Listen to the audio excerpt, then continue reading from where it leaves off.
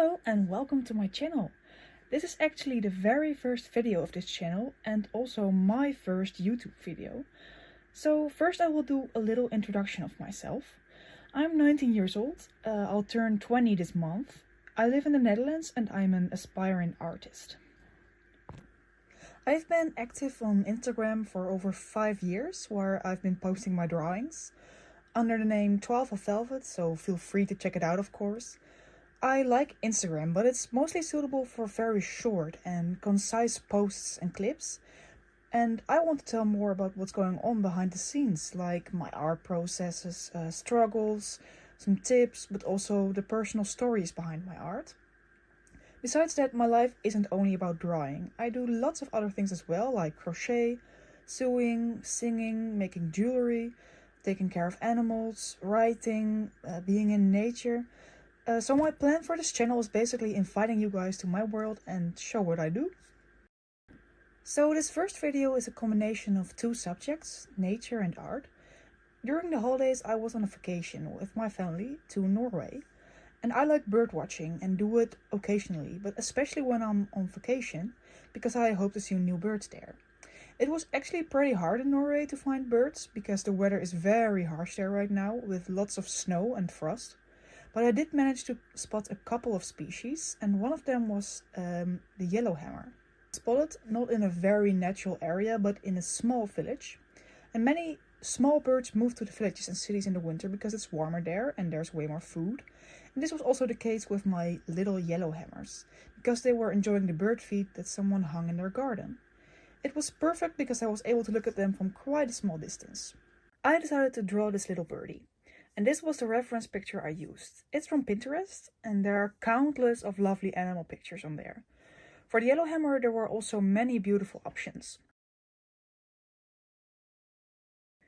I start with a rough sketch, and with a pencil-like brush, I put down the basic shapes, trying to get the proportions right. Procreate has some very nice features that help you change sizes and shapes in your drawing very easily, like warp and liquefy. And as you can see, I'm only doing shapes here, not yet any patterns of the plumage, and all those details will not be in my sketch, but will appear when I add color. I haven't always done it like this. For a long time I've always made a very detailed sketch and the line art before coloring, and I still do it sometimes, but not in this drawing. And next we will be sketching the branches on which our little bird is sitting, adding some little berries, not making it too neat. It's not where I want the center of attention to be. And then it's time for some color.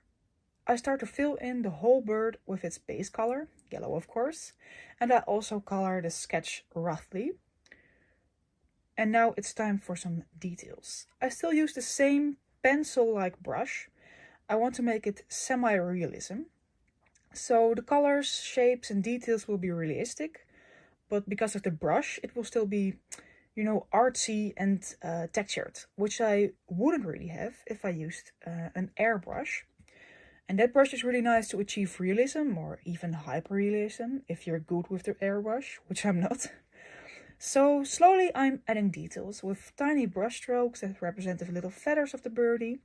And you can see that I'm bad at staying focused on one part, because I started with the head, and before I'm finished I make a start with the beak, and then I'm like, let's add some color to the background.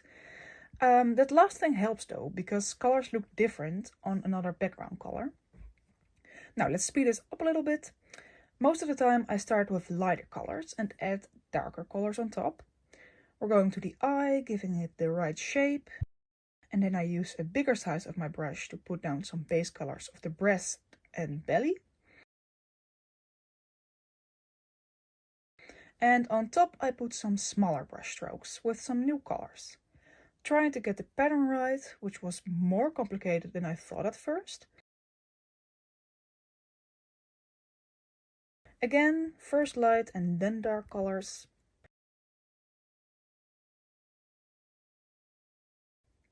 I made a little start with the plumage on the base of its wing, but when I realized that it was better to start from the bottom. You see, the feathers overlap each other and the top feathers go over the feathers that are lower on the bird. So first I did the tail, then doing the tip of the wing, working upwards. And the pattern on its back was also quite difficult. First I made it a bit too light, so I had to make some adjustments.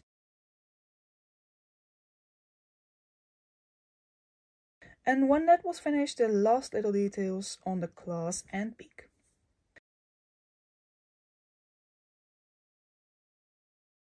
Now we're moving on to the branches. First I thought like, oh, it's going to be so much work to fill in the sketch neatly. So I didn't, and I actually just drew over it very roughly, going outside the lines a lot. It was surprisingly easy and satisfying to do. Adding some darker spots to give it depth. Oh, by the way, you can see that I chose red berries instead of the yellow flowers. I mean, the yellow did match the bird more, but I wanted a more Christmassy look. It was around Christmas but when I drew this.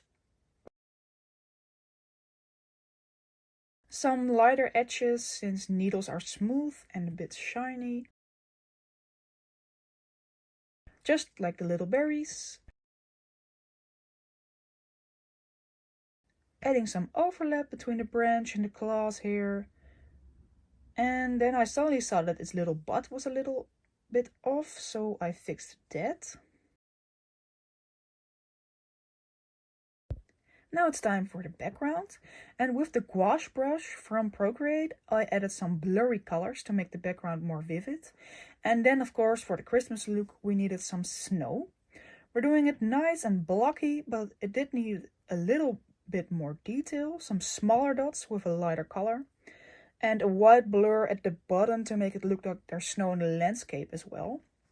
And lastly some snowflakes, on which I used the motion blur function to make it seem like they're swirling by. So this is the final result, a yellowhammer singing in the snow.